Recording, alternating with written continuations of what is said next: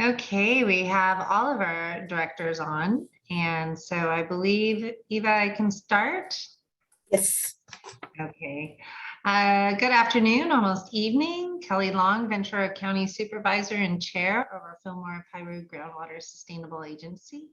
Proud member as we started this out in 2017 to create the GSPs for both Fillmore groundwater basin and Piru groundwater basin. And I want to say thank you to our directors for keeping in with everything, learning everything, and being here at all the meetings. It's been a long process. I'd like to say thank you to also our stakeholders and our staff and consultants who have been with us throughout this whole journey, making sure that we have a sustainable groundwater plan set forth for the DWR. So we are here today as a stakeholder engagement. And we were just talking earlier that there were less people on tonight. And I think that's because we have been doing these workshops and really bring everyone together and making sure that we have our website up where you can put comments and everything. So just again, appreciate every time you show up to this meeting. Your input is very valuable. As we do, I would love to introduce our directors for the groundwater. And the first one we have is our Vice Chair, Ed McFadden. If you could say hello. Hello. And then we have Candace Minigan. Hi, everybody. Thanks for joining us this evening. We have Glenn Pace. Good evening, everyone. We have Gordon Kimball. Evening, everyone. And then we have Christina Villaseñor. Hi, everyone. Good evening. My apologies again for no video, but the upgrade to the laptop is happening soon. Thank you. Thank you. And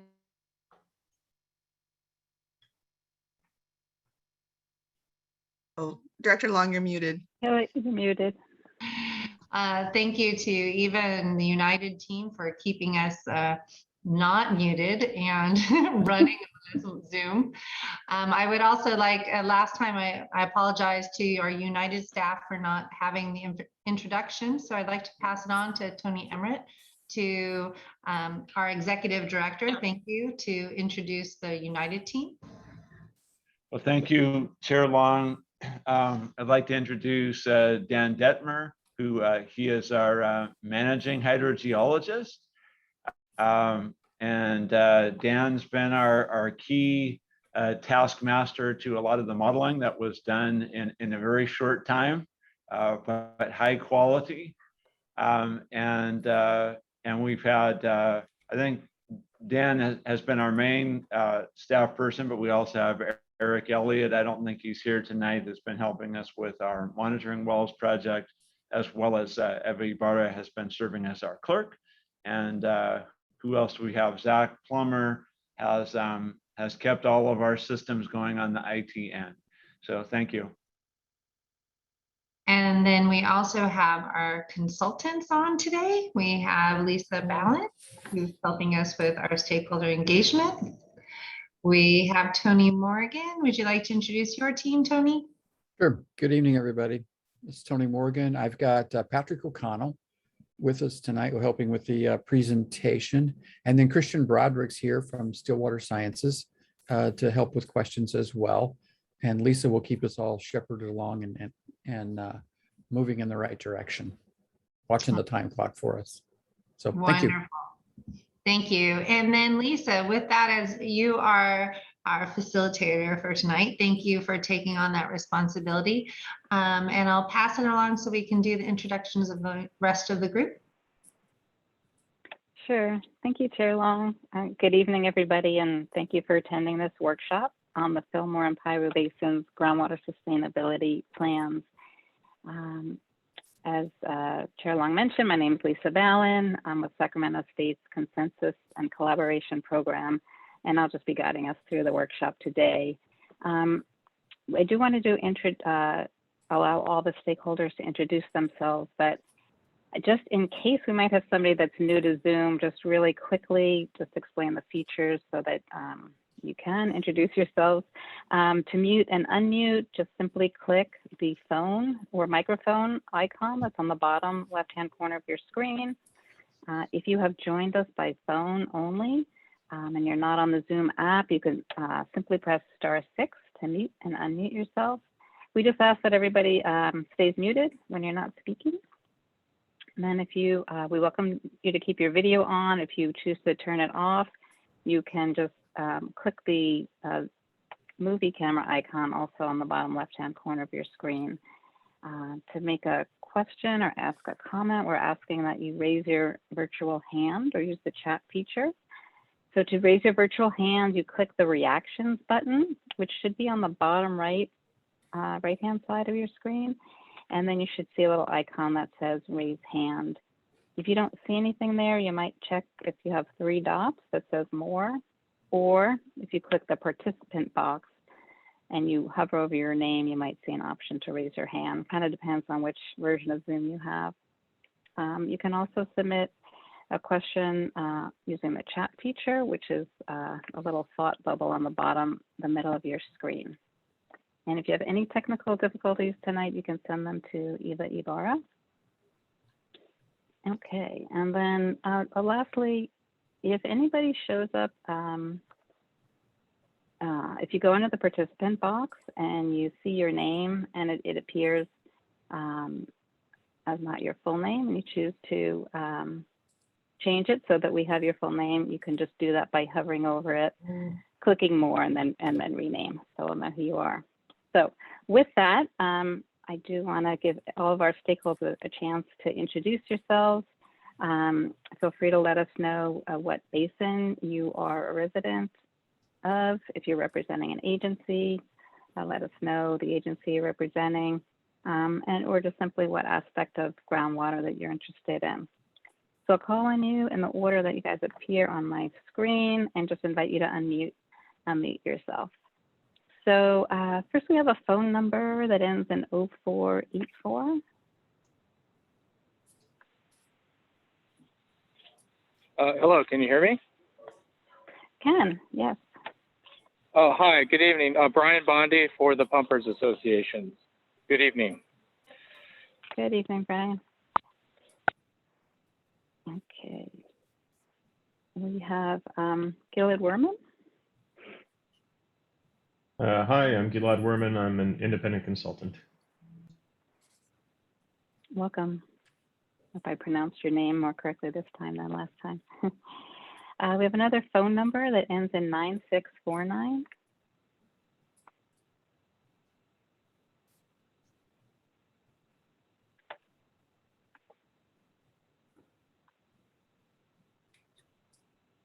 We can come back to you. It might be somebody might not be able to unmute at this time. Okay.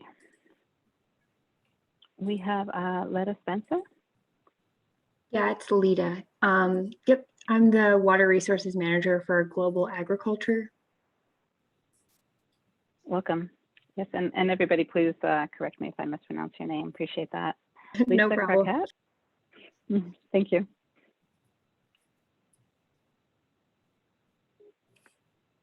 Lisa Crockett.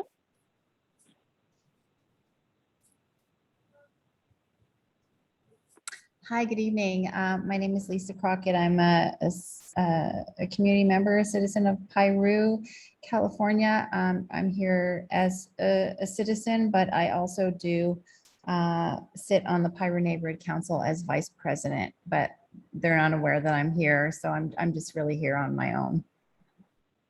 Thank you. Thank you. Welcome. Rachel Lennon. Hi there. I'm representing the Fillmore and Piru Basin Pumpers Associations. Super. Thank you. Salvador Dominguez. Hi, good evening. I'm a grower here in the Santa Clara Valley, between Santa Paula and Fillmore. Welcome. Steve Zimmer.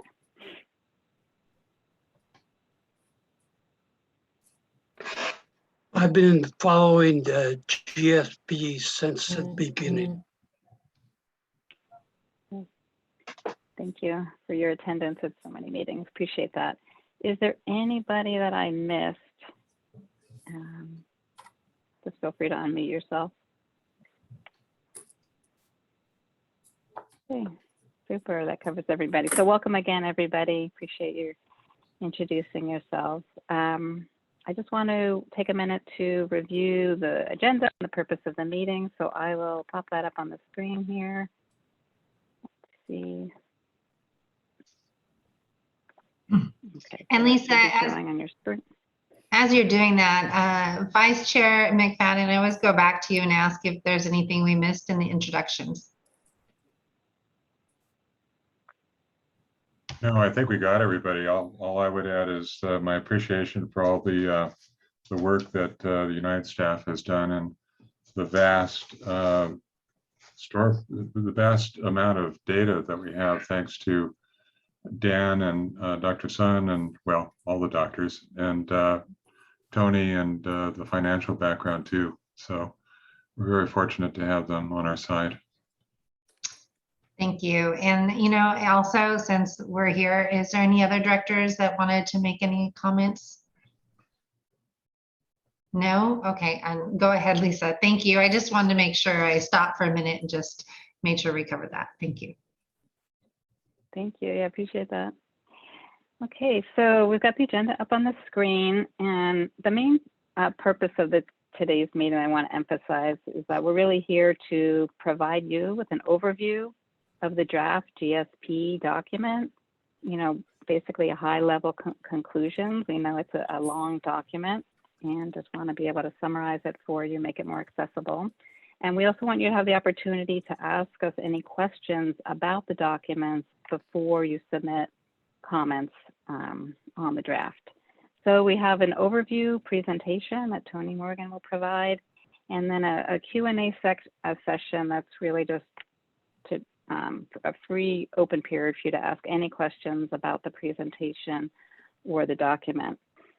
If there's something highly technical that requires a detailed discussion, we might move that towards the end of the conversation, but we probably won't need to do that this evening. So I just want to remind everybody that any questions asked during the session or anything placed in the chat box will not be considered a formal comment on the draft. We're just using that, you know, for purposes of this meeting. We do prefer that when you submit your comments, that you do them in writing, and I will walk through instructions on how to do that via an online web form that we have. But I also want to point out that we do have some time if there's anybody who chooses to make their comments orally at the meeting tonight. And I think that's it. Are there any questions about today's agenda? Okay, super. So with that, I'll turn it over to Tony Morgan for tonight's presentation. And I just want to note that we'll be taking questions at the end of the presentation, if you can hold them. If you do, oh, there's something. Oh, sorry, it's just an apology for not introducing Dr. Sun and Dr. Hansen. Okay, super, welcome to both of you. I thought I saw a question popping up. So yeah, we'll be taking questions at the end of the presentation. If you do put a question in the chat box, just let us know what it's referring to, so we'll have some context when we get to the end of the presentation. So with that, I'll turn it over to Tony Morgan. Very good. So you should see my screen pop up there shortly. We're all good. Very nice. Okay. So thanks for everyone making some time out of your evening to be here for this session. As Lisa has indicated, we're going to do a high-level overview of some of the aspects of the two groundwater sustainability plans and provide you with an opportunity to provide us with some of your questions. If we can answer some of those, and that saves you from having to write a comment letter or whatever into the process, that would that helps everybody. And so we want to make sure that you've got the appropriate level of information that you can evaluate the documents. So quickly, why are we doing this? Why are we writing these plans? Well, SGMA is the Sustainable Groundwater Management Act, became effective in January 2015. And basically it prescribes that basins that are high or medium priority have until January of 2022 to file a groundwater sustainability plan, the GSP. And so Fillmore and Piru basins have been assigned a high priority based primarily on their reliance on groundwater for their water supplies. So if we elected to not do a groundwater sustainability plan or even to form a groundwater sustainability agency, then that left the door open for the state of California to come in and take over the management of the basin. And I think it was everybody's very quick decision that we would prefer to control our own fate rather than to leave it to the folks in Sacramento. So to orient everybody, where are we talking about with the Fillmore and Piru basins? So we're right out here along the Highway 126 where it crosses the LA Ventura County line. And so this is the Piru Basin here, runs almost to the county line. The Fillmore Basin is just west of that. And to give you some geography, there's the town of Piru, town of Fillmore, city of Fillmore's there, and Santa Paula is here off to the lower left corner of the slide. So there's Sespe coming in, and there's Piru Creek coming in. There's the Lake Piru up here, just to give you a little bit of geography orientation. So that the GSA has spent a lot of time focusing on the locally tailored management aspects of this mission statement. And we want to avoid having the California Department of Water Resources assume control of these two basins. And so the board has been working very diligently to implement the protect and sustain environment, local residents, communities, agriculture, and the economy as these GSPs were being developed. And so that was obvious if you listened into the discussions at the various board meetings, that was forefront in their thinking as we were deliberating on a variety of topics over the past several months.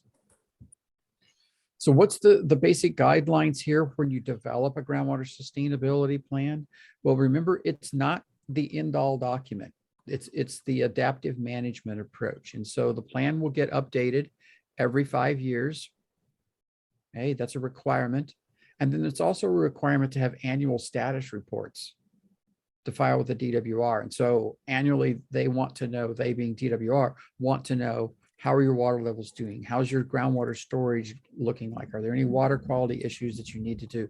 Do you need to think about changing things in your groundwater sustainability plan at the 5-year update? So they're wanting just a little status point report that gives them an idea of how well things are going in the basin. Okay, GSPs do not impact water rights. That's basically built into the language of Sigma. Okay, we aren't necessarily required to correct past impacts unless they create undesirable or unsustainable conditions for us. We can use the January 2015 as a baseline and say, we'll take things back to that level, but we won't go any farther back in history. Okay, but they really do want you to come to a situation where your groundwater conditions should not get worse than they were in January 2015. But it's been stated several times by DWR that they don't require you to restore, enhance, or achieve past groundwater conditions. For example, they're not asking you to return the conditions to what they were in 1850, as if we knew what those were. But anyway, the point being, they're not asking you to do something like that. So one point that the board has elected to do is to manage these basins together. Their hydrology is similar, and I think it makes sense for land use is very similar between the two basins, and I think it makes sense for them to be managed together. So that's the approach that was put forth in the groundwater sustainability plans. So there are two separate draft groundwater sustainability plans, one for Fillmore, one for Piru. Okay. There are technical appendices. There are 2 volumes, and the volumes are just divided such that they were so large they needed to have 2 separate volumes for them. The GSPs are about 250 pages a piece and are written to the extent we could possibly do to avoid some jargon and to make them readable for the stakeholders, for the layperson. There is some technical jargon in there, I realize that, but we tried to the best extent possible to avoid as much of that jargon as we could.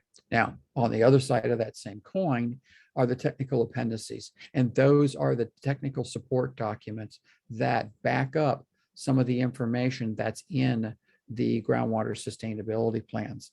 So if you are looking for additional technical information, then go to the technical appendices and you'll see things in there on the GDEs, on the groundwater dependent ecosystems, on subsidence, on the groundwater flow model that United developed that we used significantly within this GSP. So there's a whole bunch of topics there that you can look through it. So we're looking at, some total about 2,600 pages, and you don't need to worry. We are not going to go over all 2,600 pages tonight. GSP findings at a glance. So let's take a look at what did we come up with after all this effort, multiple meetings and lots of writing and document creation. Both the basins are sustainable. There's lots of no's usually. We don't see any subsidence. We don't see any seawater intrusion. There's no chronic long-term water level decline, no chronic declines in groundwater storage, okay? No groundwater quality degradation has been identified, although we do have a little bit of a chloride issue coming in from the Santa Clarita Valley wastewater effluents, okay? There's some drought-induced surface water depletion impacts that are going to be mitigated at the GDE area at the Fillmore and Piru Basin, and we'll point those out on a map again here in just a moment. But there's no pumping reductions needed to sustain sustainability. That's a very positive things, and no water supply wells are anticipated to go dry, even with future climate change factored in. So the GSA is going to consider some future projects, some optional things as well that they might do in the future to enhance the basin's water resources position. Okay, and they've got an existing DWR grant that's going to allow them to put in some shallow monitoring wells as well to fill some of the data gaps. In the upper right-hand corner of this slide, you'll see a URL that takes you to the public online database. So the information that was used to create the groundwater sustainability plans, for example, the pumping quantities, the water levels in the various wells, the land use patterns, that kind of thing, are available to you as a stakeholder to go there. You don't need a password or anything. You can connect onto that page and look around and take a look at the information. It's the same information we used to prepare these groundwater sustainability plans. So that's a major transparency effort that I see this GSA doing that several others haven't committed to around the state. So we have to set the basin setting. We have to determine what that is. And from DWR's perspective, the basin setting doesn't mean just the hydrogeology or the water resource elements. It also includes other things. So it includes DACs, disadvantaged communities. Where are they? And so you see Fillmore and Piru Basin maps. These are all from the GSP documents. And on several of the following slides, you're going to see this little sort of light blue colored box down there with a GSP section or an appendix listed in it. That's just a reference point that if you like additional information on that particular topic, you can flip to that section and get a little more information. So basin setting includes things like DACs, okay, land use patterns. The green shades on these two maps for Fillmore and Piru Basins are referred to agricultural land use. It includes groundwater dependent ecosystems. And here we have the map with both Piru and Fillmore presented together, and the identification of the three most important GDE areas identified via all this analysis. So there's the Del Valle area, this sort of light bluish color over here, the dark blue area here in the center, which is like the Cienega area, which is by the fish hatchery, just to give you a geographic reference. In that general part of the world, it straddles right on the Fillmore Piru Basin boundary.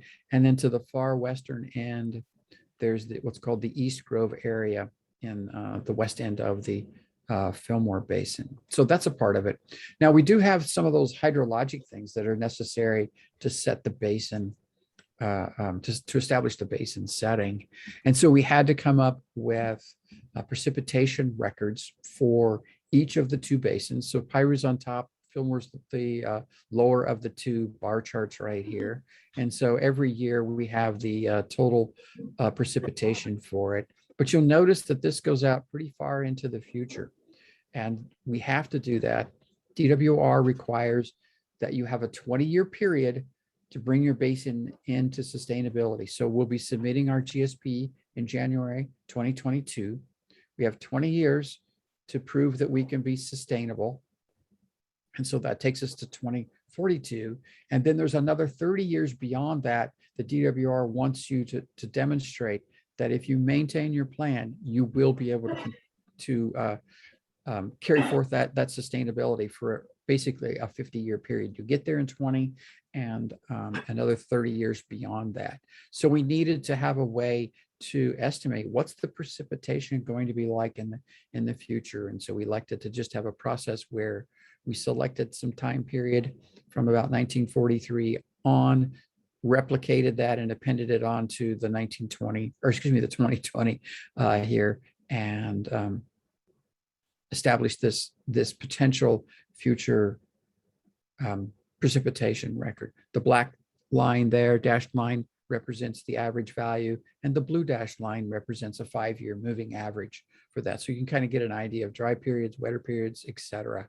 Do that. So these future precipitation values out here have been adjusted to account for climate change using the climate change factors that DWR suggests that we include in our GSP evaluations. And so we selected a period, what we call the 2070 CF, which stands for 2070 change factor. And that's sort of a moderately severe climate change situation for our part of the world. DWR gave you options of things that were less severe and those that were really, really severe. We picked something that was sort of in the moderate severe category and said, if we can make it through those kinds of moderately severe climate change conditions, that we think will be okay. So what do we do with that precipitation information? We take a look at when do we have periods of drought. And so when we selected that 1943 to 2019 kind of time period to replicate and extend into the future, we wanted to make sure we captured this 1940s period where we had 7 years of less than average precipitation in a row. Okay, we wanted to make sure that's there. But we also noted that only happened once in the 92-year record. So you'll see this brown line here kind of prominently running through the graph, and that's called the cumulative departure from mean. And so how do we interpret that? So what we do is we have the mean value, and every year that we're below the mean precipitation, we subtract something off of that. And so the way to interpret it is if this curve is going down, that means we've got a below average precipitation year. And as it continues to decline, that means we've got multiple years in a row of dry conditions. So this allows us, from a technical side, to look at big cycles. So we have a wetter than average period. We have a drier than average period, going back into a wetter than average period in the future. We also note that there are little cycles within the big cycles. So in this big dry cycle, we have a period where the curve is going up. So that's these 3 years of above average precipitation. So we have a wet cycle, a minor cycle inside the overall drier cycle. So these are the kinds of information that we tease out of the data that helps us analyze what's going on in the basins. I do want to say one thing about this chart. Don't be lulled into thinking that this chart is predictive. It's not. So it doesn't mean that, and if we pick 2046 right here and we go up and we say that is telling us there's going to be 40 inches of rain in 2046. That's not what this graph is telling us. Okay, it's not a predictive tool. What it is helping us with, though, as we look at the range of conditions that we experience there, wet periods, dry periods, multiple dry years in a row, how do we expect the basins to respond to those kinds of stresses? And that's the reason why we use this kind of data. So we can do the same thing for the Fillmore Basin. I won't belabor that because it's basically the same approach over again, but you can see the same kind of curve going on, wetter, drier, back to a wetter sequence again. So as we're continuing with our basin setting information, then we can look at the water levels that occur over time. And Patrick, you want to jump in here and talk about a couple of these things? Sure, sounds good. Thanks, Tony. So I'll just show you guys a couple slides here. What we're doing is relating the climate variability that Tony was just talking about, which in this figure, you can see in the upper right-hand corner, there's a chart. This is from United's groundwater model documentation. And I chose to use this on this figure. It's the precipitation variability.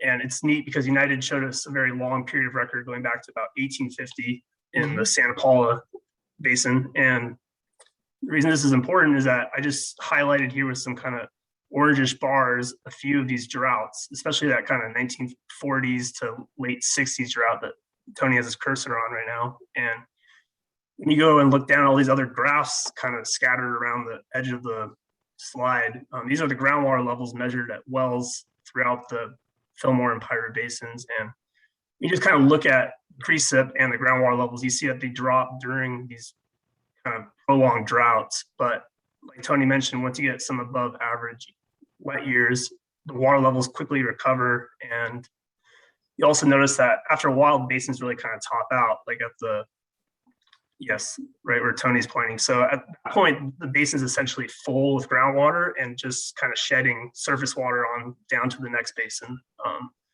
But you do see periods of declines, but also recovery. And the takeaway message really for this is one of the first steps of demonstrating sustainability is that you don't want to see chronic declines in these groundwater levels. And we do not see that in these basins. So that's a really good fundamental thing to establish. You can go to the next slide. And for this slide, we're showing a series of groundwater budgets. You can think of this as like your bank account balance. The blue colors here, all this information is from United's groundwater model, by the way. And the first set of pie charts we're looking at here covers the historic period for which we have pumping data from, about 28 period going back into the late 80s. Just for reference, this water budget represents a period of like a drought, then a wet period, and then the most recent severe drought from 2012 to about 2015. And the takeaway message here is the blue slices are different components that add groundwater to your storage, whereas the orangish brown colors are things that take water out of the basin. So like well pumping or just natural flow from one basin to the other. So what you want to see is like essentially a net zero change in storage, which is the white slice up at the top middle there. And I just mentioned that they're about native 1,500 to 2,000 acre feet per year. And that's because we did have two droughts at the beginning and end of this period. But that doesn't tell the full story. If Tony, you click to the next animation, what we do is DWR also wants to see what's the most recent trend going on. So we look at past 4 years and you see there's more blue slices, and that's because we were experiencing some wet years and the basin was actually recovering. So the white slices now have positive values, meaning that the amount of groundwater in storage is increasing. These water budgets can be tricky because it depends on what time periods you look at. And generally you want to look at longer time periods to get a more robust understanding of how sustainable the basin is. So if you click to the last one, here what we're doing is summarizing the projected water budget. And what you can see is those slices of the change in storage are like less, they're only a few hundred acre feet per year, which is essentially no change in storage. And that's a good thing. It's it means the basins are essentially in balance.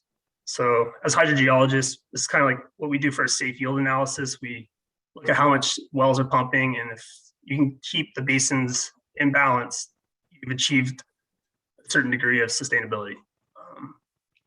I think that's all I have for this. I'll turn it back to Tony. Okay.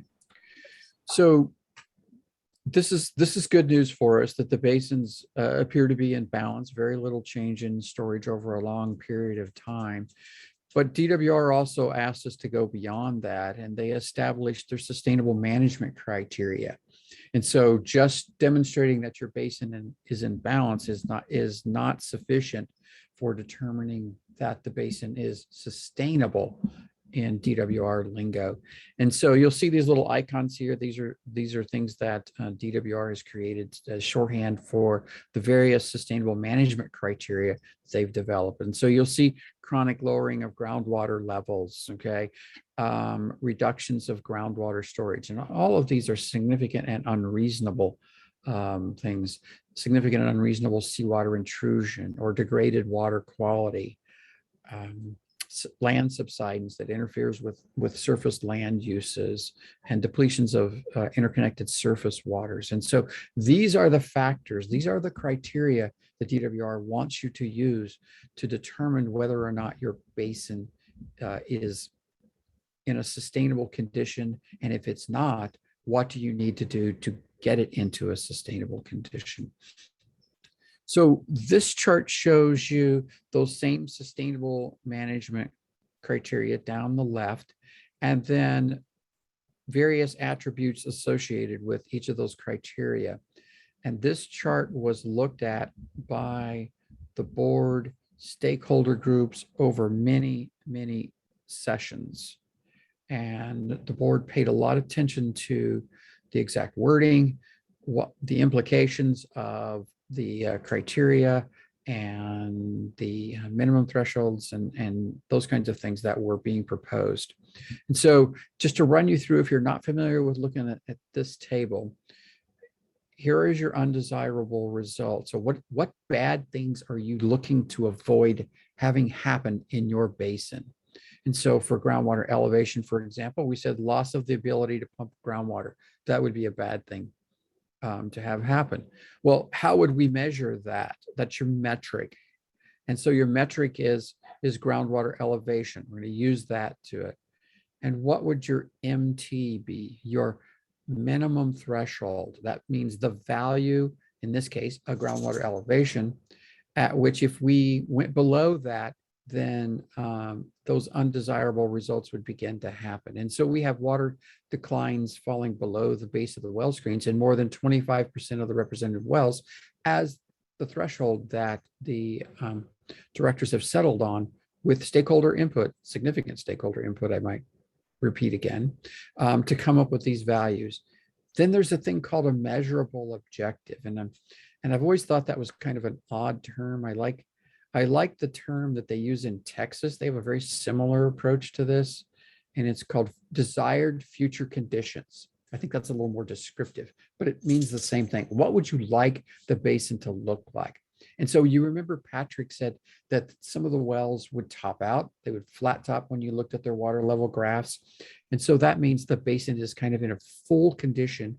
And that generally happened at about the 2011 high water level. So our measurable objective would be, we would like to have the basin full all the time. That would be our goal if we could do that. So that's our measurable objective. And then we've got some comments here that are for clarifying purposes that are not really part of the criteria table, but they help explain what's going on. So we spent many sessions deliberating about the wording, what should be in each one of these lines. And so you see each one of the sustainable management criteria, with the exception of seawater, because intrusion, because we're so far inland, it's not really a factor. So let's walk through these very quickly and at a very high level. So I just said it, seawater intrusion, we're so far inland, it's not really a criteria that we have to worry about. So we'll check the box, we're good on that one and moving on. So there's water levels or groundwater elevation. And so, we've got a simple graphic right here that Patrick prepared that shows two numbers besides some of the representative wells out there. So the top number is the groundwater elevation in 2011, and the bottom number is the bottom of the well screen. So that would be the MT for that. And so what we're just demonstrating here is that for most of these, there's quite a bit of distance between the basin full, the MO condition, and the bottom of the screen. And you typically want to have working room between the MT and the MO as water levels vary up and down over time. So we also have to take a look at storage, as we said, and these are very busy looking graphs, but what I want to call your attention to is each one of these little bars right here is the same information that was in the pie chart that Patrick presented just a few slides ago. So if we roll these bars up and average them out over time, we get the exact same pie charts that Patrick had. So we just dissected the data and put it out on an annual basis. And so we're tracking changes in groundwater storage over time. And again, we had that conclusion that we don't see chronic long-term declines. The storage in some basins that we've worked in is just continually decline over time. And so we're not seeing that kind of scenario here. We do see storage decline during dry periods. That's totally expected. Think of this as like draining your savings account. Okay, we're taking some money out of our savings account during the dry periods, and the storage is our savings account, but we're putting it back in, we're replenishing it during the wet periods. And so that's exactly what we want to see here. So these basins are operating in a sustainable manner. There's no long-term decline in storage. Water quality degradation is kind of an interesting criteria to talk about, in that the agency, the GSA, doesn't have any authority over water quality. When SGMA was written, that authority was retained for other entities. So for example, the LA Regional Water Quality Control Board, or the DTSC, or County of Ventura, they have some water quality authorities, but this agency does not. Okay, and so from that perspective, they don't have the ability to restrict things based on water quality changes. They have to work with other regulatory agencies that do have that authority. And that's how the sustainable management criteria for this particular element were defined, is that they're going to continue with their monitoring program that they have for surface and groundwater, but they don't have the regulatory authority to do anything about it. So, but if something happens, they find a trend going on, they will then work with the appropriate regulatory agency. Good news is we don't have any major man-made contamination sites. As I mentioned earlier, I believe there are some chlorides coming from the wastewater treatment plants, the effluent from those in the Santa Clarita area, and they're coming down the Santa Clara River, and they're impacting the east end of the Piru Basin.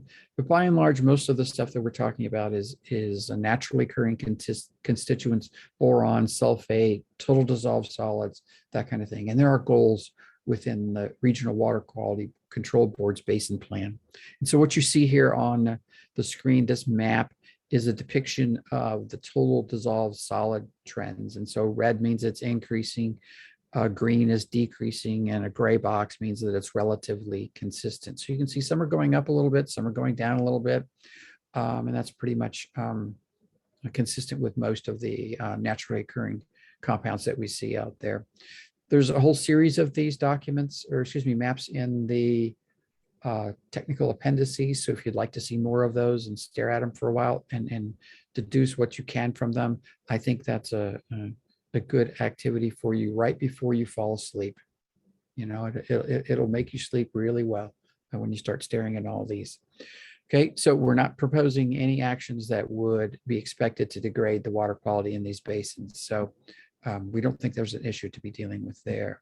Subsidence is really an interesting one. There's no historical record of subsidence, of land subsidence, meaning when we're withdrawing large quantities of water and the aquifer and the aquitars there are collapsing because of the absence of that water there. And we don't see any historical evidence of it, not really any anecdotal evidence of it. And the water levels are not expected to decline in the future to elevations that would promote subsidence in the future. So remember, we had that long-term graphical representation of presentation that we used with United's model to predict what we think water levels would be in the future, and we didn't see anything there that would get close to that value. For entertainment purposes, and because it's just technically very, very interesting, you see this area in the Piru Basin that's got the green shading on it. And if you come over to the legend, you see the green shading says, wait, that's positive vertical displacement. That means the land surface was going up. And that's exactly what was happening when United was bringing in additional waters and releasing waters into the basin. There's a lot of percolation going on there. And it's a phenomenon that we see that's elastic rebound, they call it, where as you're filling those aquifers back up, you sometimes will get an increase in the land surface as the aquifers get fuller and fuller. So it's an interesting tidbit of information that we hadn't really teased out of the data until you actually look at it in more detail that was needed for the GSP. Surface water depletions, we spent a lot of time wrestling with this particular criteria. And we looked at the Cienega area. Remember the area around the fish hatchery where there was the groundwater dependent ecosystems? And that's one of the areas where we felt that there's the most potential for surface water depletions due to groundwater extraction. And so we created a series of graphs, and this one shows in the sort of gray or silver colored dots right here. This is the historical time period, and the sort of brown colored dots here are the future conditions that were derived from the groundwater model. And so what we did in there to assess what the effects of groundwater pumping might be on surface water, we asked United to run a model scenario by turning off the pumping in those wells that were within about 1 mile of the Santa Clara River, and then taking a look at what the groundwater elevations were and what the amount of surface water was. And so we created some graphs that says, what's the difference between pumping and non-pumping? And so if we look at, let's just take that little silver dot right there. That would mean that the difference between pumping and non-pumping in that year was 10 cubic feet per second.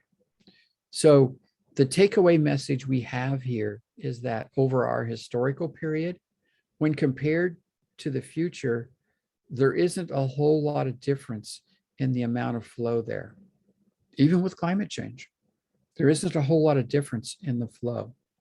And so we don't expect there to be monumental changes in what's going on there. We do recognize that there is some impact to surface water, excuse me, and the groundwater dependent ecosystems, and the GSA board has elected to propose a mitigation program that would supply some supplemental groundwater to the Cienega area to help mitigate that. And we'll talk about that again in just a moment. So we've got some data gaps. DWR is very interested to hear from you. What don't you know that you think you need to know to make more informed decisions? And so during this whole process, we identified some areas where we thought, it would really be nice to have some additional shallow groundwater elevation data there. And it would be nice to know in the west end of the Fillmore Basin, what the difference is in the heads in a couple of the aquifers, so we can decide whether there's a vertical gradient where water is moving up or down, depending on those particular gradients. And so we proposed a program in there to address that as well. So DWR wants to see that you're making progress towards satisfying your data gaps. And that's one of the things that you'll put in your annual report. How are you progressing along at filling in the gaps, so that when your 5-year update comes to be, you'll have some more information, and those data gaps will theoretically be less than what they are for this first version that's going to go out. So there are 7 projects or management actions contained in the groundwater sustainability plans. You'll see the first 3 are in sort of an orangish kind of font there, orangish yellowish font. Those are the ones that the board has said, yes, we're going to be doing those. The ones in the gray text, which is numbers 4 through 7, are things that the board will consider, will deliberate additionally on those after the GSPs are filed. So let's run through the ones that they're talking about that are they've committed to. One is the development of a mitigation plan for the GDE vegetation near the Cienega area. And so in recognition of at least partial impacts to the GDEs in the Cienega area, the GSA is proposing to provide some supplemental groundwater to the Cienega Springs Restoration Project site area there during periods when we've got prolonged drought conditions and they're stressing that vegetation significantly.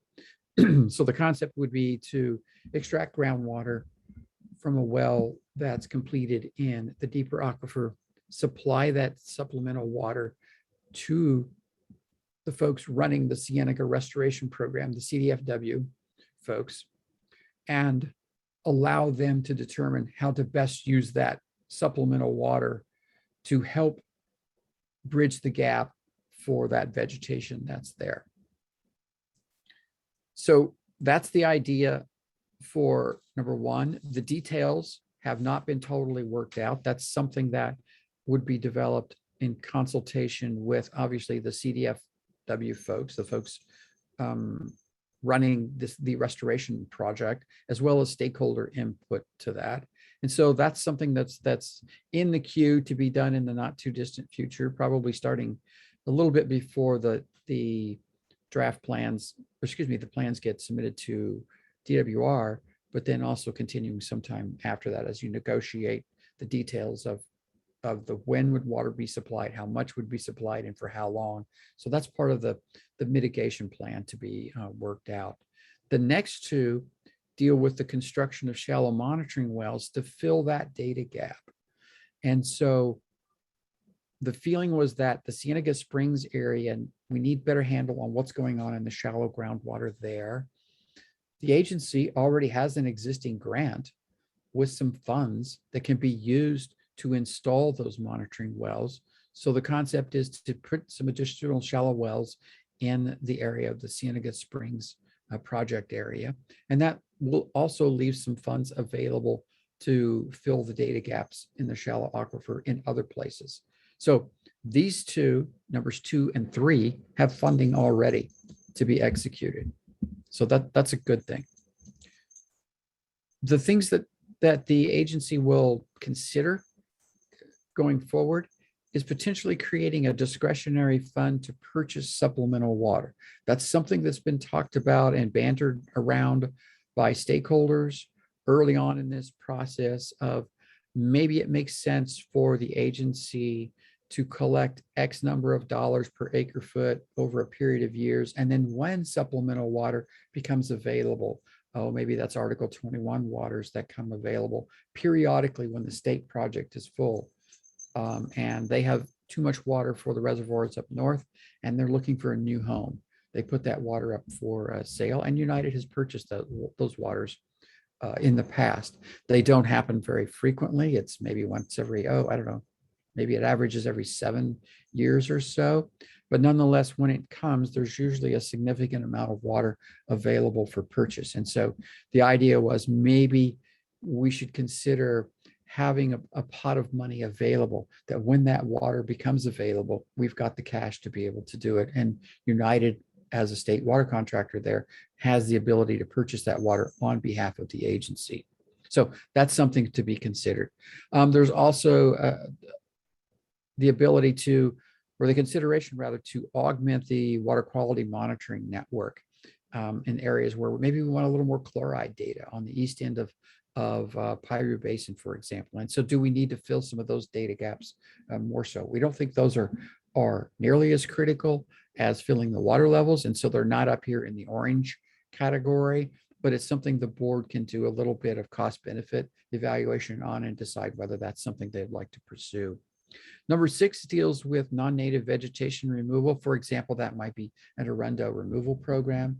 And so this is in there for the board to consider, to deliberate how that vegetative removal program might be implemented, if that's the desires of the stakeholders, and if it can feel that that kind of program makes sense in the overall water resources health of the 2 basins. Lastly, in number 7 there was some discussion about performing a subsidence infrastructure vulnerability evaluation. So we debated a little bit during the board meetings and workshops on how much subsidence is too much. You know, is a tenth of a foot per year too much, or is that okay? And so we don't really have the data to say exactly what that number could be. But if we felt that that was something that was going to be critical, then maybe the board should consider funding some sort of evaluation where we would look at the gravity fed systems in the city of Fillmore, sewer lines, water lines, that kind of thing. Well, how much land surface movement would be detrimental to them? Same thing for the town of Piru, for that matter. Also taking a look at other critical infrastructure, pipelines, bridges, that kind of thing. So that was kind of the last of the projects and management actions that are contained in the groundwater sustainability plan. So our next steps are, once we file the GSPs with DWR in January, things aren't over with. But to get us to that point, we're going to update the public review draft GSPs that you guys have seen and downloaded off the website, the agency's website, or seen the hard copies that were available at the libraries in both Fillmore and Piru. Okay, we will update those based on the comments we receive from the stakeholders and the board of directors. That will allow us to have a draft final document that will be in front of the boards for their consideration at the December meeting, with the goal of having it filed with DWR by the end of January. And so there's a lot of administrative things that go into filing it with DWR. It's not as simple as just saying, upload the whole document and here it is. You have to parse it out and give them certain sections and certain formats and things. So there's that there. Then the story continues. The heavy lift of the GSP preparation is over with, but there are still things for the agency to consider doing. So remember, we talked about annual reports. So every year there's an annual report due by the 1st of April. I always thought it was, you submit your status of your basin on April Fool's Day. I always thought that's a curious choice of days for the DWR to select on April Fool's Day. So that would continue on. And I just put for the next 3 years out there, just to give you a flavor for what goes on there. Then there are the project and management actions for the board to deliberate with. And so I plugged those in there at various timelines. These are not cast in stone. These are just representative timeframes that I thought might be reasonable for the board to consider. Of course, there's going to be administration of the agencies going to continue. There's going to be water quality and water level monitoring at the various wells throughout the basin. There's surface water flow and quality to continue monitoring. There's always data management, because you guys have a very robust monitoring program underway. So that and your online data management system updates so that the public has the ability to look at the information as well. And that database does become then the agency's archive of information that it has about the conditions in the basin. So all those things will continue on into the future. So I've kind of taken us through a lot of topics tonight. So I thought I would stop at this point in time and pause and see if we have questions or things that we can deal with right now. Super. Thank you, Tony. So yeah, we'll open it up for any questions about the presentation or the documents. As we mentioned earlier, this is just an informal conversation, not official comments on the document. We do have some notes in the chat box that refer to the presentation on data gaps, and it says data gaps as defined in the law are not quote unquote nice to know, but essential to know to be sustainable. If the water quality monitoring network is not as critical, then it's not technically a data gap. It is a lack of information, which would be nice to have, but not a data gap. Thank you. Thanks.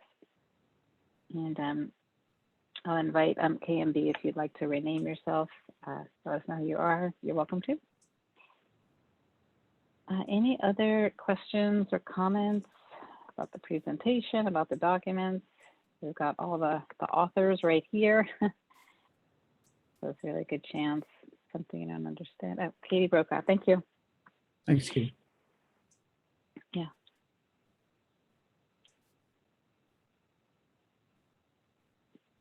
Anybody else? Feel free to raise your hand. So I'm not seeing any. Lisa, hi, I have a question. Please. Thank you. Hi, thank you, Tony, again for the overview. Regarding the potential that our board will talk about for considering augmenting the water quality monitoring network, because it is not in the I guess we say the purview of the agency, right, to like you say, do something about water quality. If this monitoring does happen, then is this turned over to the LA Regional Water Quality Board? Is that where the data is sent, and then that agency then makes a decision? Or I don't know something about make a decision, but if you do see increasing, like for example, I know in the report, particularly in the Pole Creek there's increasing of TDS, increasing of boron. There was a little, I noted myself in my notes, there's trends there.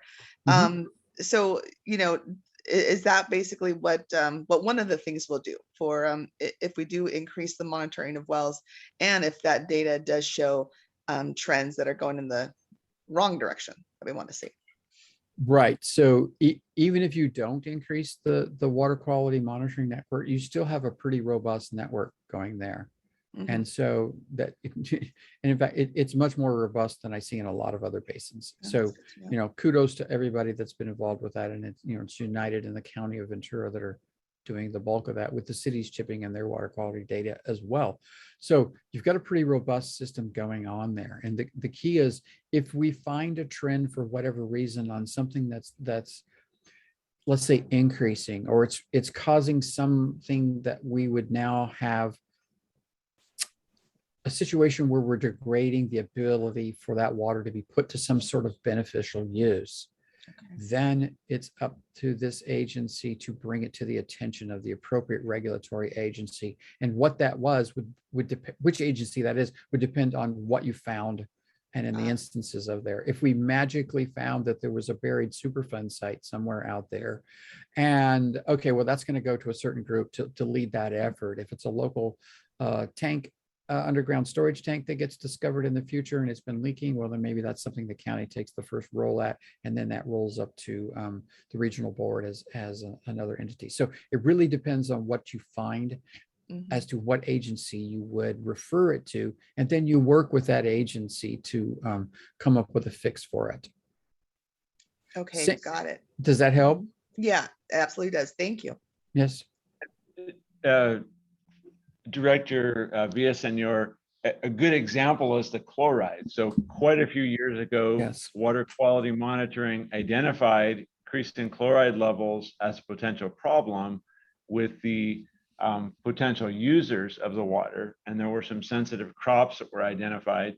And so the appropriate agency was the Regional Water Quality Control Board in Los Angeles, and they worked with the the Los Angeles County Sanitation District, which operates the 2 plants in the Santa Clarita area, and said, you know, you need to get this into compliance. And over time, they've put together a program and a project, and they're working to implement that. And the regional board is overseeing that. So, you know, if this agency was looking back 25 years, we might have seen that trend, and we would be able to work with the appropriate regulatory agency.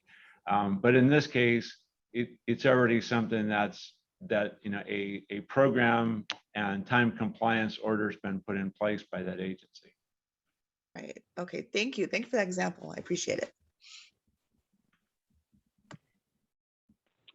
Thank you. We have a question in the comment box. The question has to do with changes in water levels. It says, what, if any, are the legal implications with the use of the word overdraft in a GSP? If it is used, what are the implications? And if it is not used, are there any implications? In the world of Sigma, if either of these basins were in an overdraft condition, they would have probably been considered for the critically overdrafted designation ranking, if you will, and we would have had to have completed our GSP 2 years ago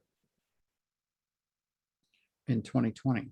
So, or a year ago in 2020. So there's administrative implications of that for GSP purposes.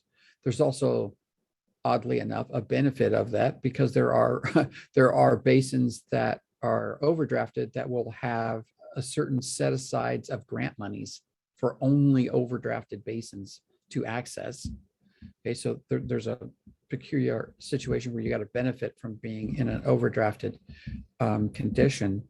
But DWR has indicated, at least informally, that those critically overdrafted basins are the ones they're going to watch particularly closely, and to see how they move from their unsustainable, AKA overdrafted condition, and work their way towards a sustainable condition within that 20-year window.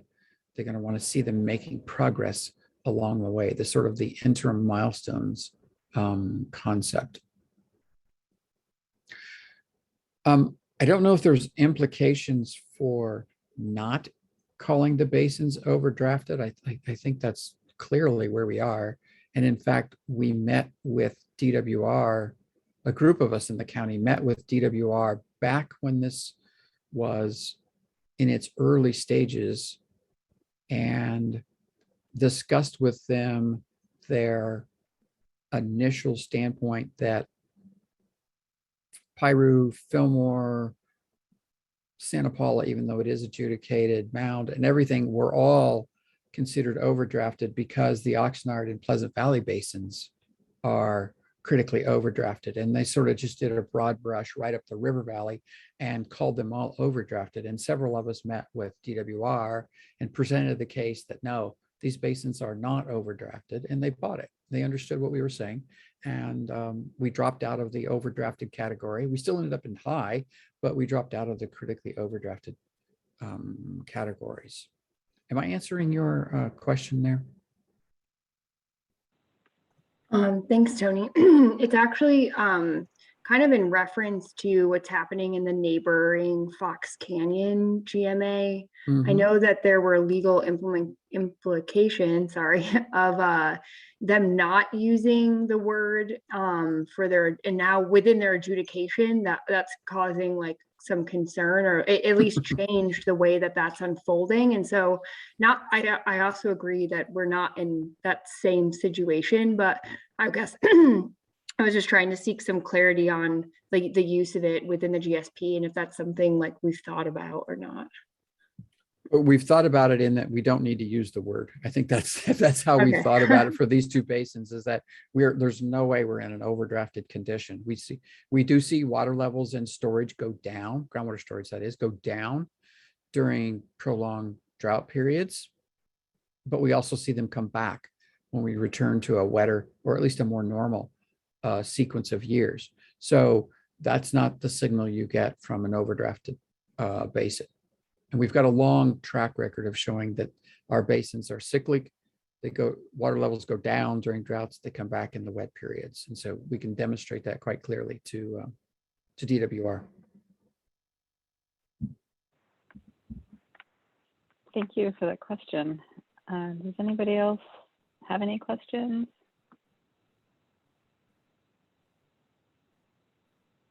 So what I thought I'd do now, and we still have more time if somebody thinks of something, but I mentioned earlier that the preferred way of submitting comments is via the website. So I wanted to just quickly demonstrate that so everybody knows how to access that.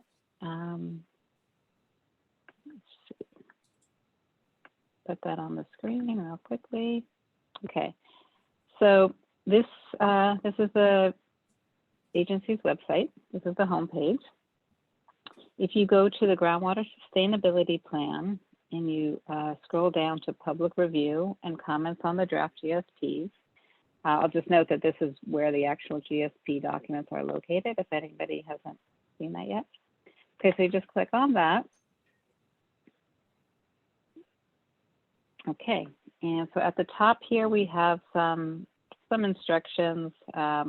We note the deadlines for the comments.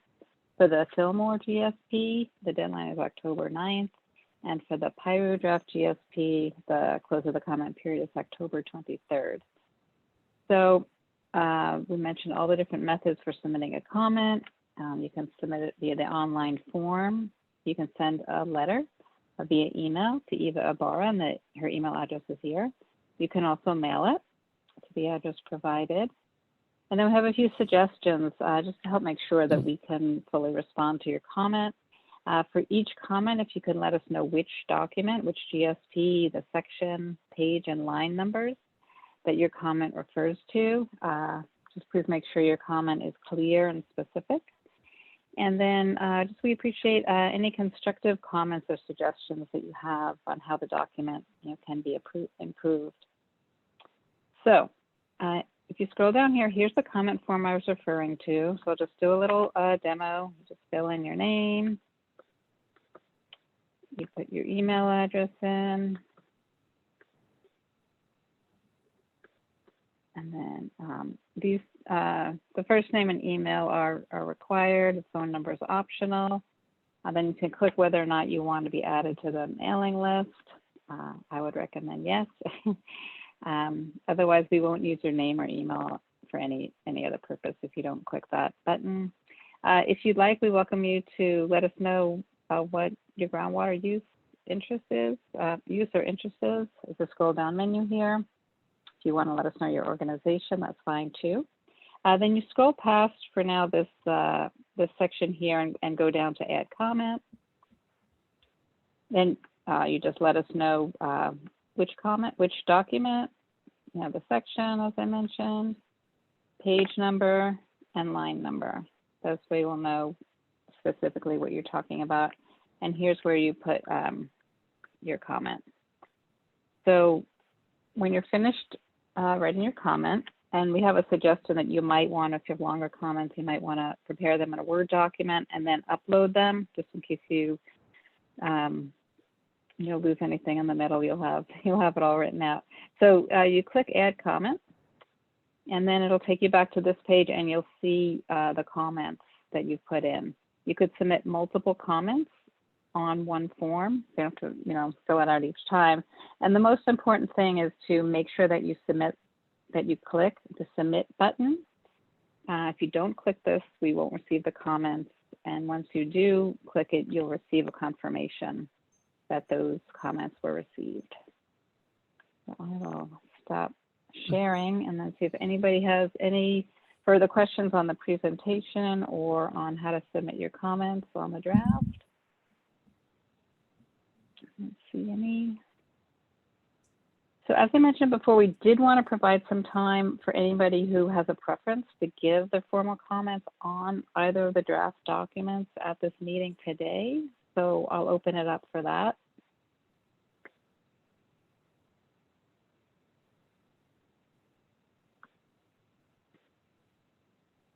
Okay, not seeing any.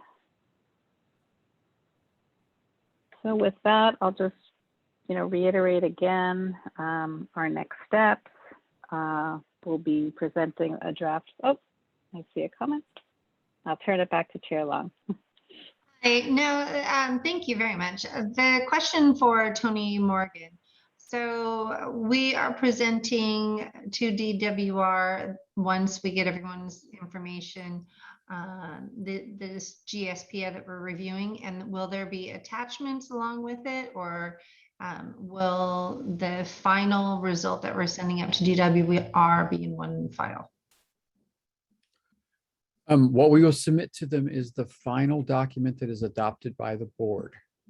And you don't get to just send up one giant PDF to them. You have to break it up into different components. And so that's part of it that we have to work on early in the month of January, is to get everything compartmentalized in the way that they want to see it. Then once all those pieces get into DWR, they will post it on their website, that notifying everyone that they have it, and that it will become open for yet another comment period. So you can comment again, but you'll be commenting to DWR, not to the GSA. Okay, so then on our website, as people are sending in information, review all the documents. Is that correct? Yes, yes. I just wanted to make sure in case they Yes. just thought one part was all that we're submitting. There's a lot more that goes into it. Okay, thank you. All 2,600 pages will be submitted. Thank you. Thanks for that clarification. Any other questions?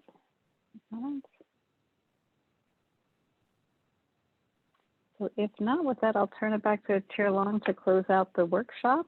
And I think we'll be moving on to the regular board meeting. Well, thank you very much, everyone. Staff, really, and our consultants. Thank you for all the hard work in getting this all written up so that we could digest it and understand it. It's really important for us to be able to write a GSP that DWR can understand without being at our location. We live here. We are, I think, our best advocates for this community and our GSPs. So I just want to say thank you to the community members that are here today and that have been sending in the feedback, so we can represent our GSPs the best we possibly can. And we can't have this without all of you and our directors too. I just want to say thank you very much. There's a lot going on. You can tell we're all in different places, and COVID and everything is slowing us down, but this agency just keeps on moving, and really want to say thank you to all of you for that. So with that, we will be adjourning this meeting. Please, if you want to hang out, we have a 7:30 board meeting for today, I believe, coming up afterwards, if that's right. And so for our board members and anyone who'd like to come, we can't do it right after this meeting. It has to be time certain, as it was posted that way. So my apologies. But if everyone will see you back at 7:30, that'd be wonderful. Anything else I've missed? Tony, anyone? I think we're at 7. Yeah. Oh, are we at 7? Yes. Chair Long, we posted it at 7, thinking that we would maybe finish the workshop right about then. So we have enough time for a little bit of a break, and we can start back at 7. Oh, you made my day. Thank you so much. All right. Well, I will see you all back here at 7. Thank you so much. Have a good night. All right. Thanks. Thank you.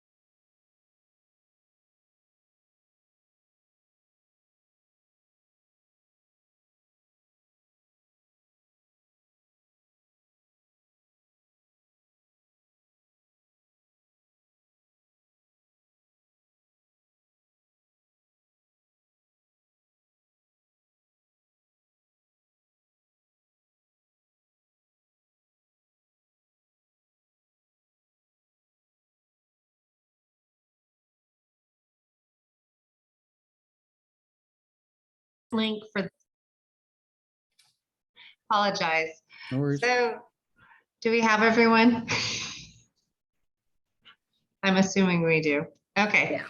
Wonderful. Thank you very much for joining us for Fillmore Piru Groundwater Sustainable Agency. My name is Kelly Long, and I'm proud to be your chair. If we could get the roll call, please. Okay. Chair Long, Here. Vice Chair McFadden, Here. Director Kimball. Sorry, here. Okay. Director Minigan. Yeah. Director Pace. Here. Director Villaseñor. Here. Perfect. Thank you very much. And with that, we will do the Pledge of Allegiance. I missed that one. So, Mr. McFadden, if you could join us, please. Start us off. Thank you. Okay, got a virtual flag there. I'm going to stay seated so you don't see my knees. Head over heart. Join me in the pledge. I pledge allegiance to the flag of the United States of America and to the republic for which it stands, one nation, under God, indivisible, with liberty and justice for all. Thank you.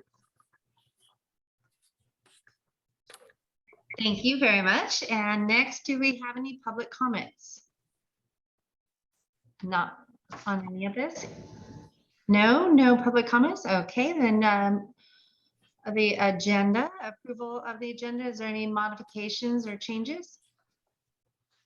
Chair Long, we have no recommended changes. Okay, then if I can get a motion to approve.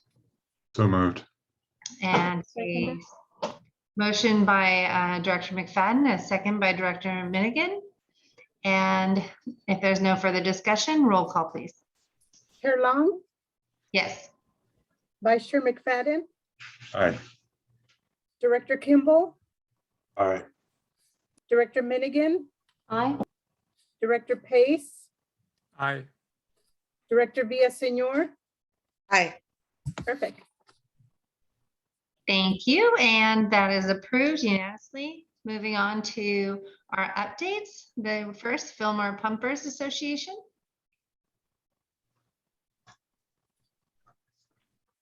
So the Fillmore and Piru Pumpers Associations held a membership meeting on September 14th. We reviewed, discussed the draft GSP and had a report from our consultant, Brian Bondi, who had a number of observations that will, in sort of philosophical more than specific comments. So we're going to find a way to share those with the consultants in a way that doesn't generate a lot of paperwork. And that's all I have. Okay, thank you. And the Piru Pumpers? Basically, just to echo what Gordon had mentioned. So we're just figuring out how best to get those written comments and that kind of guidance in as soon as possible so that we can have that as a discussion from the board and give direction to our consultant if something comes out of it. Okay, and thank you. And our environmental? Hi, so we had all the environmental reps were invited by the Santa Clara River Steelhead Coalition to present on the process of GSP development with the comments and deadlines coming out. And that happened last week, Thursday. And I think it was a good opportunity to just have broader discussion with environmental representatives so that we don't take up a lot of the stakeholder engagement in the meetings, but I have asked everybody to, participate and make their comments known.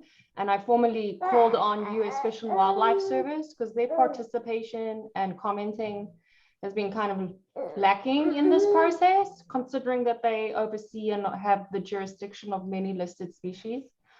So, you know, they've taken that message back, but it's definitely is a capacity constraint. And then this past Saturday, we had Coastal Cleanup Day, and Friends of the Santa Clara River actually hosted a new site in Fillmore at Shields Park, and 44 people came out, and we picked up over 1,000 pounds of trash. So we also realizing that our inland waters are in need of a lot of attention, more so than the coast. Because I cleaned up the coast and the weight was considerably lower. And Friends also hosts the Johnson site in Ventura, which is a TNC property within the Santa Clara Parkway. And that one also had over 1,000 pounds of trash. So, and I know Sierra Club and United Water are doing a cleanup also on the main stem Santa Clara, I believe this Saturday in the Satakoy area.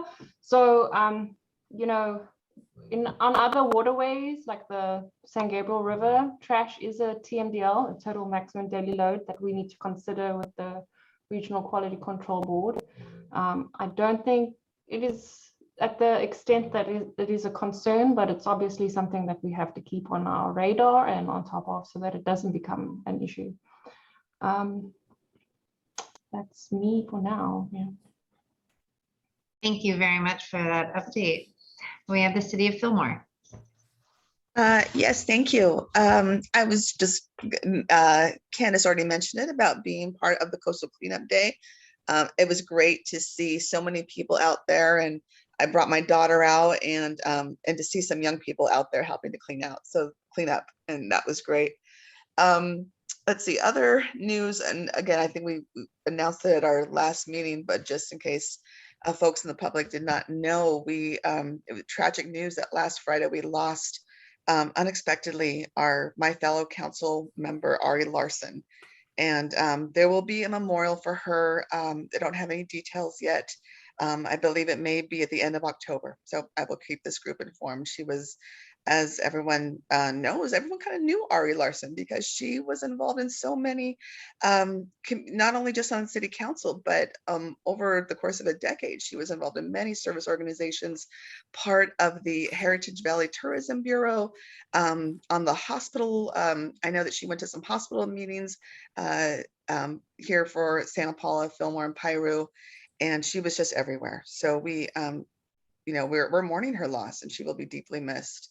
And I'll keep the community informed of that. On a cultural note, just to let you know, at our last city council meeting, we approved the sale of the Fillmore Town Theater to a group called Mud Turtle. I'm sorry. And they are a performing arts nonprofit who plan to keep it a theater and renovate it and keep it for performing arts. So that's some really great positive news for Fillmore and our arts institution here in town. Thank you. Thank you for your comments. And then United Water. First of all, Christina, I'm glad to hear that about the theater. I used to go to movies there, and it's a nice little theater. So it's good that it'll be used for something again. From United, I just wanted to mention United's hosting the Summit for Water Sustainability 2021 on Thursday, October 14th. And Tony Emmert, I haven't seen many details for that yet, but except for save the date, but certainly worth attending. I think it'll be either in person or virtually. So put that on your calendar. And that's all from United. Thank you very much for your comments and for the County of Ventura. I really appreciate everyone's work with our coastal cleanup. It does start from our front door and goes through our waterways into our coast. And so I appreciate everyone's work on that. From the County of Ventura standpoint, wanted to let everyone know about the good work that's being done on our homeless population inside the watershed and with Santa Clara River, all the way from ocean and working our way up. There's been a lot of cleanup going on where the levees are in Supervisor Levere and Supervisor Ramirez's districts. for Ventura and Oxnard, but we are also cleaning in Santa Paula. And so we are working with the Arundo removal and then also the trash cleanup. So as you heard with the coastal commission or the coastal cleanups in those areas as well, all the way up to through the creeks. So the homeless situation as it is a concern for our watershed to keep the trash and so forth out as well. And so it's not an easy venture, but we are working with our city partners and our nonprofits and private property owners to do the best we can with cleaning and keeping our watersheds clean. So I think my video froze, but hopefully you've heard what I said. And so that is the update for Ventura. Also, we will be coming back to the Board of Supervisors with our, we have the resolutions to appoint people to the GSPs. And so all the different GSPs, there's appointments. I am appointed for this, but there's also the paperwork that has to be done too. So that will be coming soon. So just to let you know, and just for our legal, that we have everything up to par on all of our members as directors too. So that is the report that we have for the County of Ventura. And so I will move that to the Executive Director's report. Good evening, Chair Long and Board. I'll keep this brief, but a couple updates. Groundwater Sustainability Planning Grant. We're already working on our progress report 10.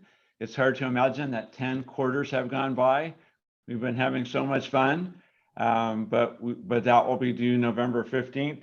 We're still working with our grant manager on an amendment that would give us a little bit of time extension and a couple of the deliverables. Groundwater model, Dan Detmer, I believe, once we had a break, we lost him, but his team has continued to work on trying to sew up all the final details on the groundwater model. And one of the last things we were waiting for was a report from the expert panel that has been overseeing that. I believe they received comments, verbal comments earlier, and worked to incorporate those in the model to make it more robust and the documentation better. And then we recently received a technical report at the end. So that's just about it on the groundwater model. And that's been a massive amount of work, but I think we've been able to see the value of having that, as well as all the data that we talked about earlier. When you're doing all that work, sometimes it doesn't seem as valuable, but we will be able to use that tool to run different scenarios in the future as we go forward and consider different projects. We recently sent out the groundwater statements for the pumpers for the period that ended June 30th. And I wanted to give a short update on a couple different things happened, and perhaps some of you know more than I do, but Assembly Bill 361 was passed by the legislature and signed by the governor on September 16th regarding public meetings. And then the governor also had an executive order a couple of days ago that kind of smoothed the waters between Assembly Bill 361 and his previous executive orders. But as I understand it, the bottom line is that as long as the state still has a declared emergency regarding COVID-19, and as long as our county is still saying that there's value in us having the option to have not all of us crammed into the same room, then we will be able to operate the same way as we have been with either Zoom meetings or hybrid meetings if we choose to have those. If you recall, that was set to revert at the end of this month. So it looks like the time frame on that will be either the end of the declared emergency or January 1st, 2024. So we have a little bit of reprieve. We were busily working, trying to figure out how we could meet in the Fillmore council chambers and still have a hybrid meeting option to allow stakeholder participation. And it wasn't going as quickly as we had hoped. And I'm very relieved that that the legislature and the governor decided to help us out a bit. So that's all I have for this evening. Thank you for your comments on that. And next is legal counsel. And I would just ask legal counsel if we need to have anything written on our agenda based on the AB 361 so that we can continue having our Zoom meetings. So Scott, go ahead. Members of the board and staff. Well, Tony stole all my thunder, so thanks, Tony. I don't know what to say now. Yeah, so as far as AB 361 goes right now in the Brown Act, you guys are still good to go. We do have the state of emergency declared by the governor, and 2 days ago, the county public health officer issued a notice encouraging legislative bodies to continue with social distancing. So we are fine to continue meeting by Zoom and continue posting agendas as they are posted right now. We don't have to make any changes to the agendas currently. We will see what will happen going forward into October and November. My sense is that we will probably continue in the state of emergency through at least December. And that's just based on some work I do with hospitals in their projections. But the COVID cases have been dropping in the county and the state, which is great news. We are so happy to hear that. And so who knows, maybe we could have a drop off and on October, November, we could be back to in-person meetings, in which case we will have to put for anyone who is participating by teleconference, which includes Zoom, we'd have to post their locations on the agenda. But for now, we are good to go as you have been operating for the last year and a half. So unless there are any questions, that's all I have. And Tony, thank you again. I would just ask if when we get to our October meeting, if we need to have the language that states, hold on, where is it? That this board meeting is being held fully virtually, consistent with AB 36 and the particulars in the bill. So this is information, so not a dialogue, but if we need it, I hope that our council will advise us and update our agenda. We will work with Eva and Tony closely on that if we need to add something to the agenda. Okay, thank you. You bet. All right, and then next is our GSP consultant, I believe. Yeah, good evening, everyone, again. Just a quick reminder that the Fillmore GSP review comments need to be in by the 9th of October and Piru by the 23rd of October. So we're standing by to get started on incorporating those comments into the document. Yesterday, the Association of California Water Agencies Groundwater Committee met, and one of the things they talked about was DWR funding efforts, and there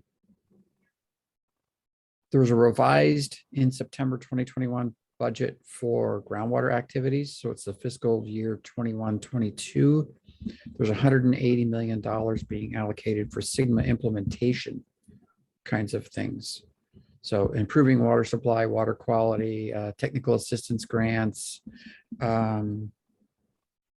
underrepresented communities with direct and tangible water quality or water supply issues. So there's a bundle of money there. Rounded off, it's about $300 million over the next couple of years. So it's something we should keep our eye on and take advantage of those grant opportunities as they present themselves. And then lastly, the DWR also announced at that same meeting that they're going to have a webinar next month in October that your consultant team will have a representative at that's going to walk us through how they want all the documents uploaded. in the system. So there's a tad bit complicated process they want. And so they're going to have a webinar to show us how they want us to do that. So we'll attend that and be prepared when January rolls around and we're ready to start submitting. So that's it for me, unless there are questions.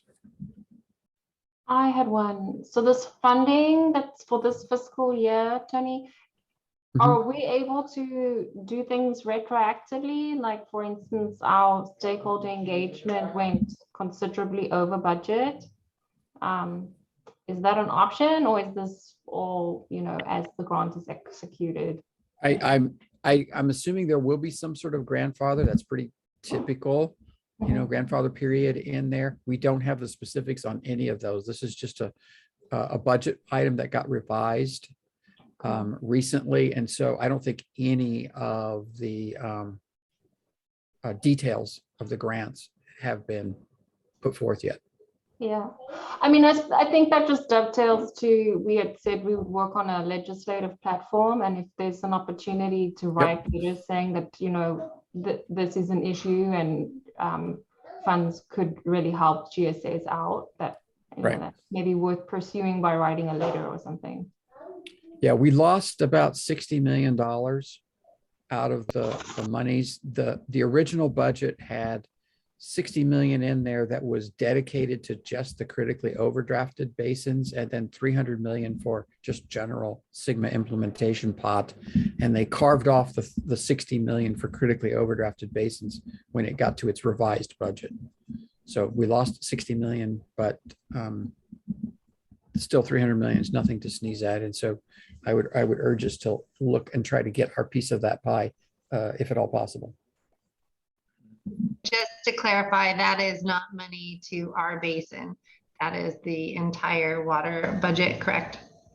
No, they gave us 300 million to our basins only. That's it. No, it's for the whole state. I just, in case someone doesn't pay attention to our meetings, I want to clarify. Oh, very good. Very good. Good job, staff and consultants. Yeah. Quietly lobbying on your behalf in Sacramento. I mean, I think we would enjoy having that money so that we can utilize it for the basin, but. Exactly. All right. Thank you. Any other questions for him? In seeing none, we're going to move to our consent calendar. And are there any questions on our consent calendar?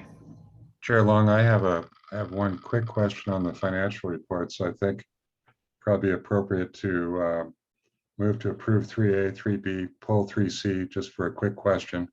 So I'll make a motion to accept the consent calendar items 3A, 3B, and hold 3C for short discussion.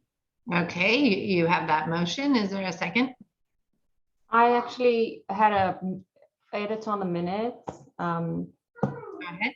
So it says that I would send 2 letters from ELF, and it was 1 letter from ELF and 1 letter from the Department of Fish and Wildlife on the Mountain Basin in my environmental update. And with that change, I would second Director McFadden's motion.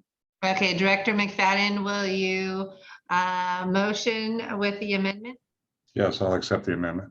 Thank you. And so it'll be a first and a second. And I want to make sure Eva has it clear for the meeting notes. Do you have any questions on that? No, that's good. Okay, good. All right, there's a motion and a second. So with that, roll call. Okay. Chair Long, Yes. Vice Chair McFadden, Aye. Director Kimball, Aye. Director Minigan, Aye. Director Pace, Aye. Director Villaseñor. Aye. Okay. Thank you. And the motion is approved unanimously. Thank you. Now we have a question on 3C, our financial report. Go right ahead, Mr. Director McFadden. Tony, my question was, can you give us a quick update on the receivables? I see we've still got a pretty good number out there.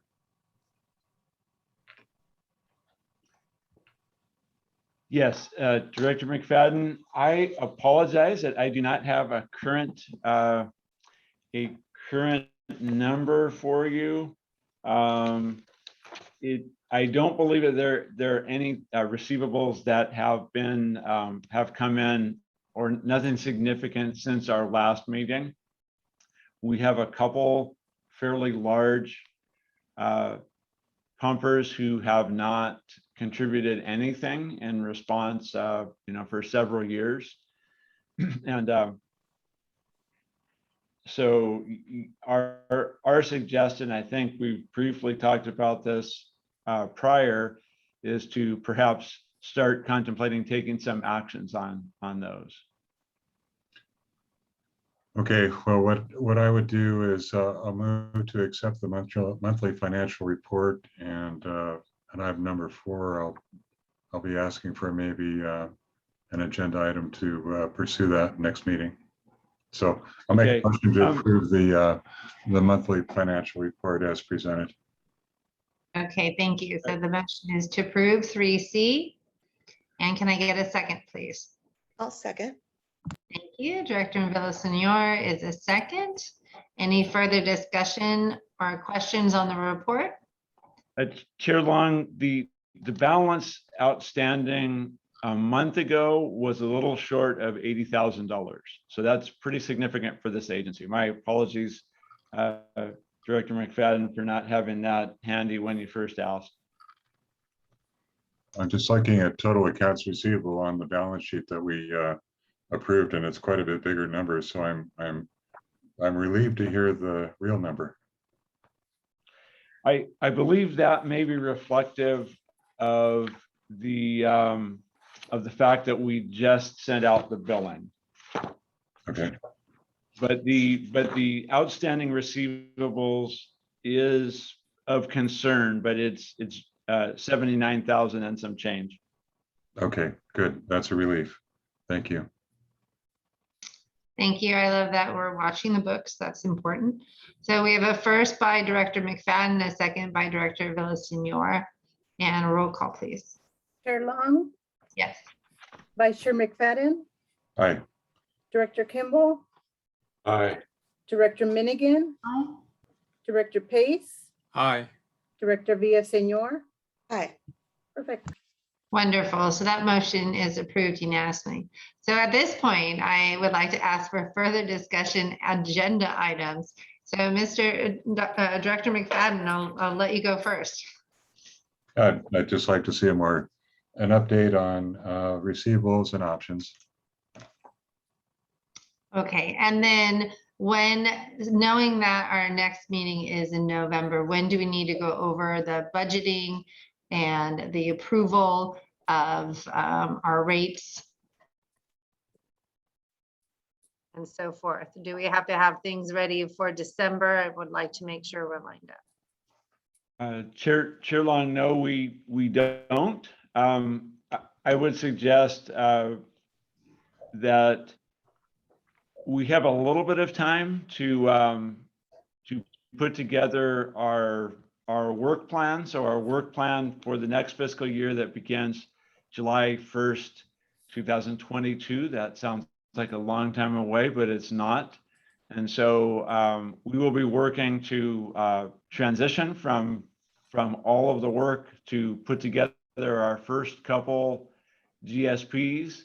And once they get submitted, then we're transitioning to preparing our first annual report. And I believe, as we talked about earlier on the schedule, starting to put some of our projects and programs together and fleshing those out and getting you some cost estimates. So that will be our transition as we get the comments received and get those incorporated into the GSPs. And then Daniel B. Stevens has the difficult task of getting them all uploaded successfully to DWR's website, which I'm glad somebody else is doing and not me. So we have a little bit of time to do that, but yes, it is not going to be too early to start thinking about what our next steps are and putting some numbers to those. Thank you. And is there anything key on the GSP consultant side that we need to make sure is on our agenda for November or November's meeting? don't think so. By then, we'll have some idea of what kind of comments we're getting for at least one of the two basins. We should have some things in. So we should have both of them, I guess, from that standpoint by then. So we should, sorry, I'm a month off of my calendar here in my head. So we should have some idea of what that is going to take as way of a level of effort to incorporate those and to adjust the language in the documents accordingly. Thank you. I'm just enticing those that are listening today to tune in for our November meeting because we'll have some good information to discuss. Is there anyone else that had any agenda items that they want to have for next time? Chair Long, no agenda item, but our agenda shows the next meeting is October 21st. Okay, so I jumped it a couple days. I appreciate your reading this. It's good. So for our October meeting as well, thank you. So future agendas, so we'll add it to the time it needs to be on the meeting. Anything else? Because if not, we're done with our meeting for the day. That's it. Oh, happy smiles. Thank you so much for everyone tuning in and have a good night. Appreciate being at the workshop. Love all your work that everyone's doing and have a wonderful, enjoyable night. So thank you so much, everyone. Thanks. To you all. Bye-bye. Have a good night. Bye-bye. Thank you. Bye. Looking forward to seeing Christina someday. I promise. Next meeting I'll be on with video.